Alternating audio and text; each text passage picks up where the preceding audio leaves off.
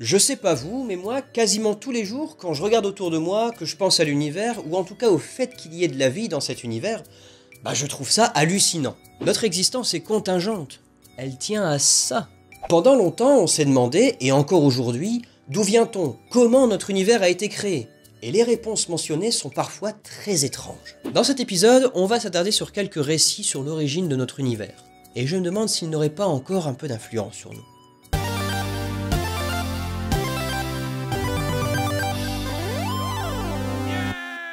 On appelle cosmogonie un système proposant un discours sur la formation de l'univers. À ne pas confondre avec la cosmologie.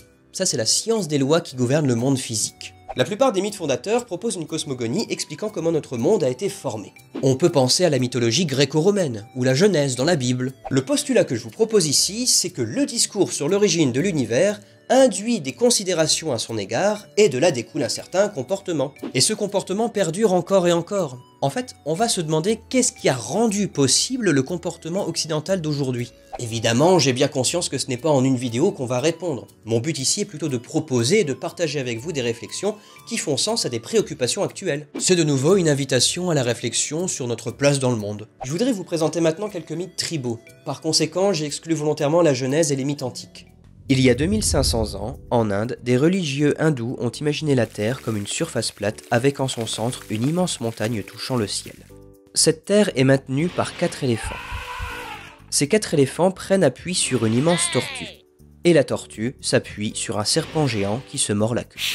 Cela ressemble à peu près à ça. Chez les Hurons-Wendat, la légende raconte qu'une petite fille à la recherche de son chien tomba dans un trou. Sa chute l'amena jusqu'à la carapace d'une tortue.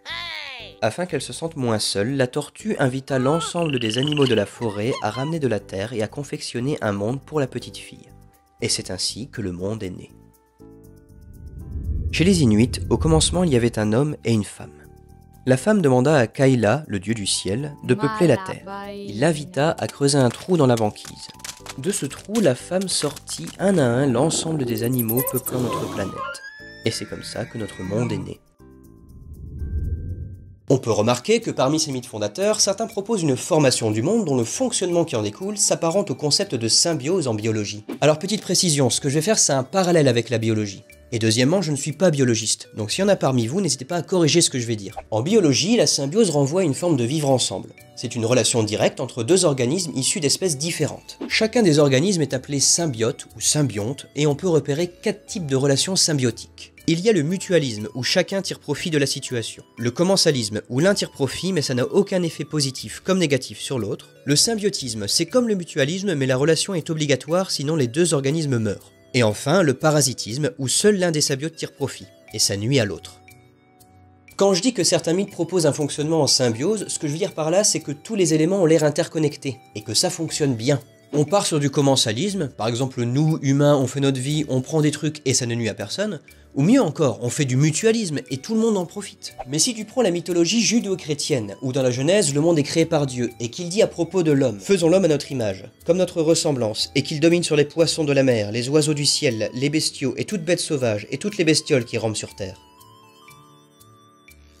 Eh bien c'est difficile de bâtir un monde futur dans lequel l'espèce humaine ne serait pas la seule à tirer profit. Et nous vivons dans un monde qui a été construit par cette culture, et ça reste la culture dominante. Alors qu'en soi, sans être partisan d'un certain finalisme, la nature au sens large a l'air de vraiment bien fonctionner. Le finalisme, c'est une doctrine selon laquelle la nature aurait un but. Dire on a des yeux pour voir, c'est finaliste. On devrait dire les yeux permettent de voir. À une moindre échelle, par exemple notre corps, ça fonctionne bien. Et le fait que ça fonctionne aussi bien continue de m'étonner chaque jour. Point de vue macroscopique, si on jette un œil à notre planète, tout a l'air interdépendant. Et de bien fonctionner. Plus j'en apprends sur le fonctionnement du monde, et plus je trouve ça incroyable. Que ce soit vers l'infiniment grand avec les galaxies, ou l'infiniment petit avec les atomes. Et je comprends pourquoi les humains se sont demandé comment notre univers s'est créé. Et qu'on se le demande encore. D'ailleurs, peut-être que l'ensemble des théories scientifiques sera la mythologie de demain. Il faudrait sans doute les considérer ainsi, histoire de remettre un peu de divin, de sacré dans la nature. Et surtout, continuer de s'étonner que tout ce fonctionnement soit possible. Et je sais pas vous, mais j'aimerais pouvoir continuer de m'étonner du monde qui nous entoure.